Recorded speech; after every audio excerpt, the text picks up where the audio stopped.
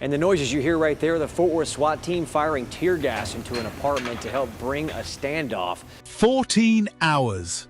That's how long a SWAT team can be asked to hold a single position without moving more than a few inches, without a bathroom break, without a hot meal, while 30 to 40 pounds of gear presses into the same 6 inches of rooftop the whole time. The suspect inside gets to pace, eat, sleep, and change position whenever he wants. The team outside doesn't get any of that.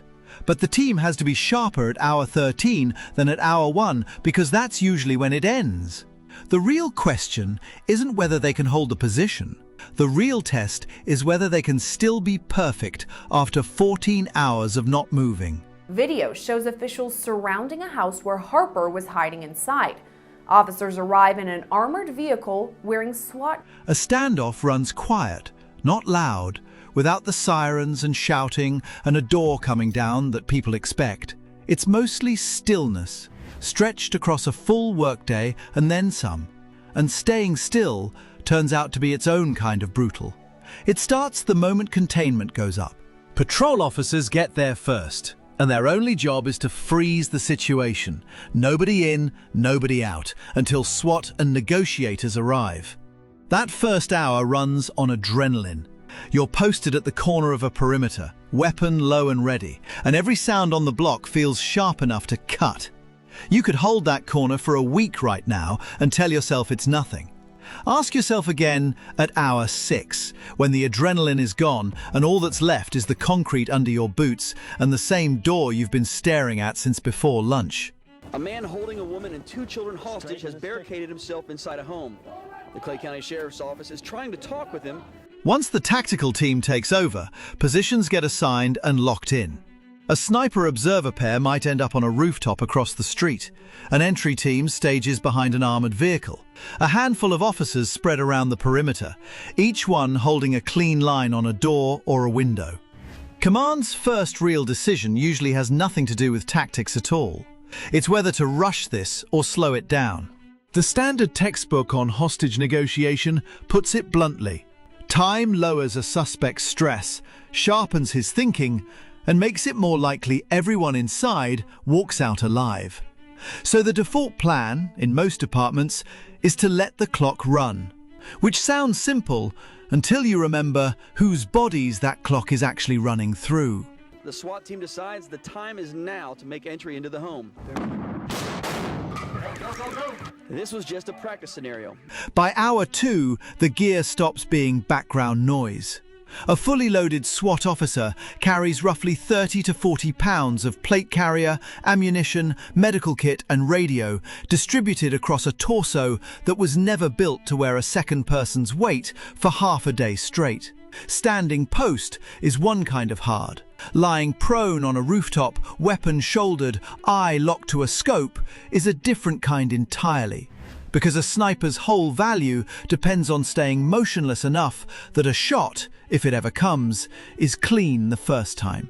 Police say it started as a domestic disturbance, then escalated to a standoff. The suspect eventually surrendered, thankfully. That's where the job turns strange, in a way almost nobody thinks about. A sniper who can't leave a rooftop for 14 hours still has a body that needs water, needs food, and eventually needs to relieve itself. And none of those needs pause just because the mission does. Precision shooters, military and police alike, carry compact rations they can eat without breaking position, chewed slow and quiet behind a scope that never comes off target. They're taught to manage their own hydration with real discipline because too little water fogs a shooter's judgment, and too much water creates a problem they can't step away to solve. Some snipers train on portable waste systems built directly into the job, so stepping off the gun is never required at all. It's the detail nobody puts in the recruiting footage, and it's also the plainest proof of what 14 hours in one position actually costs a human body. Standoff with SWAT finally came to a peaceful end just before 11 o'clock, with the suspect taken into custody. You feel it first as a tightness behind the knee, then a dryness at the back of your throat that water only half fixes because you're rationing that too. The entry team waits differently than the snipers do, but no less hard. Staged behind an armored vehicle 100 feet from the front door, they can shift their footing and roll their shoulders, but they can never fully stand down because the call-out can flip from waiting to breaching with almost no warning. Helmets stay on. Rifles stay slung and ready, never leaned against the truck. A protein bar gets eaten in 3 bites between radio checks, chewed fast, because the moment negotiations collapse, whatever's in your mouth has to go down whole. Hours of that kind of half-readiness wear a body down in a way that's harder to name than exhaustion from moving. It's the exhaustion of never fully relaxing, over and over for half a day. Suspect, who so far not been identified, barricaded himself inside this home in the pouring rain. SWAT surrounded the home. Down at street level, the problem shows up differently, but hits just as hard. Standing for hours in body armor that traps heat against the chest, burns through hydration fast, and dehydration doesn't announce itself politely. It shows up as a cramp in a calf that's been locked in the same stance too long. It shows up as a headache that makes the radio traffic harder to follow. It shows up as hands that aren't quite as steady as they were at hour 1, on the same trigger guard they've been resting a finger beside since the perimeter first went up. Departments know this well enough to stage mobile command posts, repurposed motorhomes parked behind the outer ring, specifically so relief officers have somewhere to eat, refill water, and use an actual working bathroom on a long call-out. The officers holding the hardest positions, the ones with eyes locked on the structure, don't get to walk back there. Somebody has to keep watching the door. By hour 6 or 7, the conversation among the team stops being about the suspect and starts being about logistics. Who's due for a water rotation? Whether the sniper team on the roof needs a second set of eyes so the first can blink, stretch and reset without ever losing the sight picture entirely. Command starts thinking about the call-out less like a raid and more like a marathon somewhere past mile 18. Not because the danger has dropped, but because fatigue is now as real a threat as anything happening inside that building. Very well done, good job, good response, good control. And here's the part that surprises people the most. The hardest hour of a long standoff usually isn't a dramatic one. It's the boring one.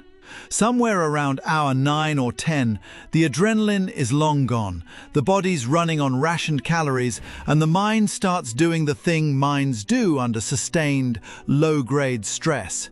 It wanders. It second-guesses. You've been perfectly focused for 6 straight hours, and now you're fighting the urge to shift your weight, to check your radio for the 3rd time in a minute because you're not sure you actually heard that last call right. Holding a weapon steady is a physical skill. Holding attention steady for 10 hours with nothing happening is the harder one, and it's the one the training almost never gets to simulate, because you can't fake real boredom under real stakes on a 4-hour range day. The negotiators are running their own version of the same grind, but with a voice instead of a rifle as the tool.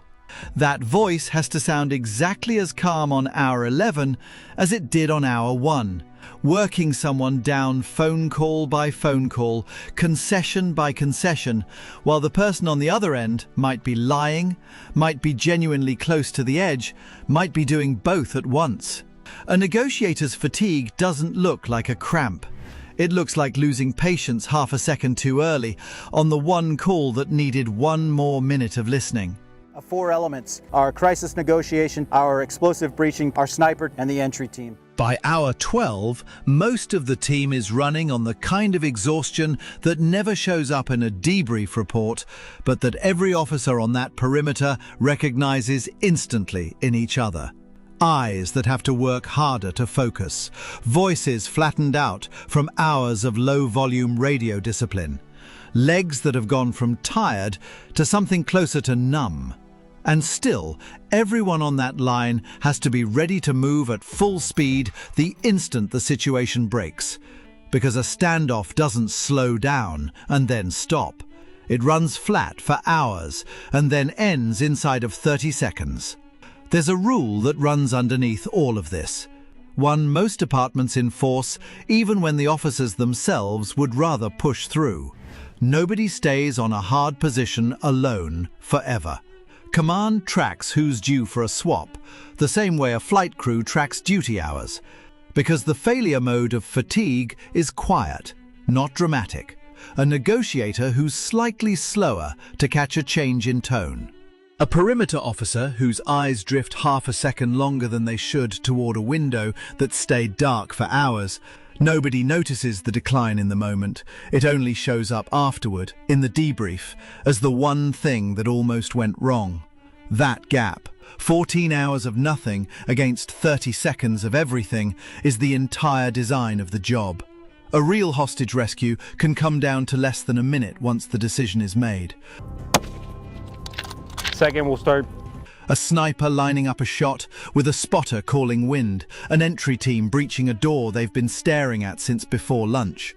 Lee County SWAT sniper Lieutenant Paul Nader described exactly that kind of moment from a 2024 bank standoff in Florida, moving into position for a shot that had to be clean enough not to risk 2 hostages standing just feet from the suspect.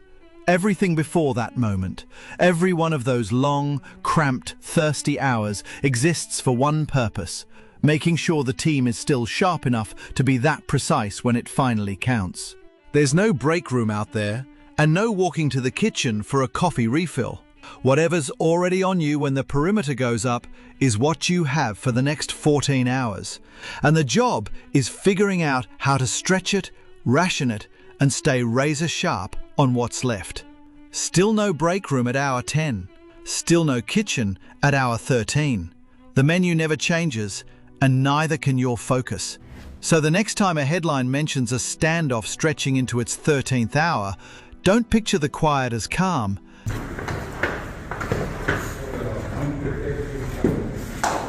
Picture 30 pounds of gear on a body that hasn't sat down since the previous afternoon. A sniper rationing his own water like it's part of the mission plan, and a negotiator choosing every single word on a call he's had for the 11th straight hour. None of that makes the news. All of it is the actual job. Would you still trust your hands to be steady at hour 14?